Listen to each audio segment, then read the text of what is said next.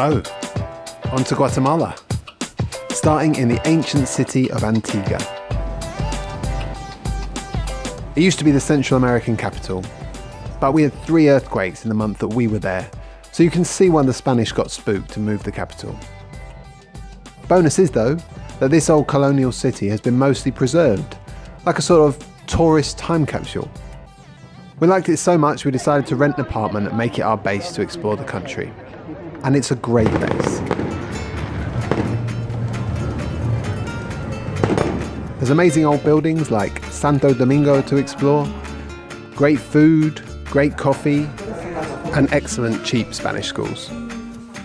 We used our weekends to explore Guatemala. So here in countdown form are our favourite places in Guatemala. 5. Xela. The 5th biggest city is a great alternative place to learn Spanish. We weren't massive fans though. The buildings are interesting, if fairly random, but there's just not that much to do. Although, if you like random animals and sharing a grubby bath, the hot springs are a must. It also has the most heroically crap museum ever. So much fun. And if we'd known about the street race, we'd have entered.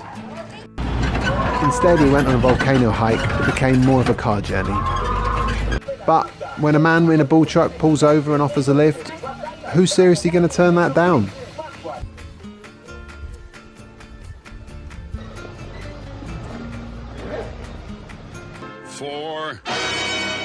Chichicastenango. Chichicastenango is the most famous market in Guatemala, which people flood to every weekend. But I'm not really clear why. It's miles away from everywhere, sells the same things you can find anywhere, and generally feels a waste of time. The fruit market part was impressive, but it's really not worth the 5-hour round trip just to buy some bananas. Although, I do hate most markets, so maybe I'm not the best judge. Still, being bored by the market meant we got to check out the cemetery, which was certainly different.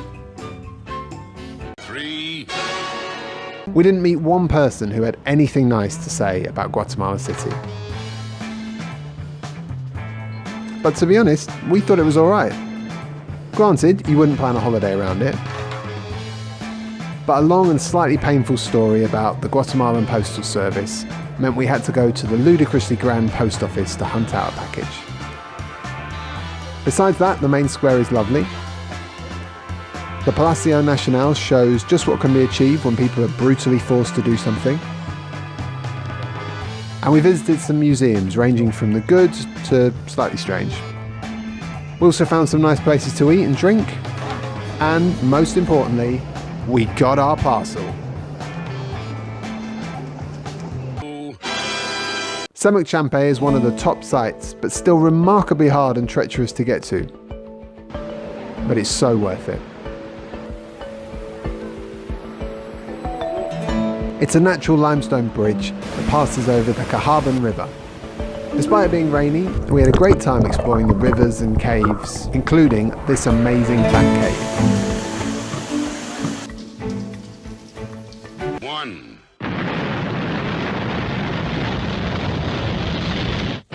Lake Atitlan is probably even more touristy than Antigua, but choosing to stay on a glamping site clearly didn't help.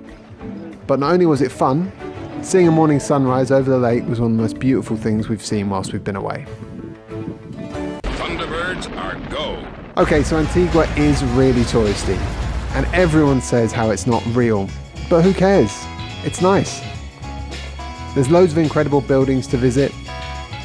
We got to do some amazing things like climb a volcano to see it erupt at night.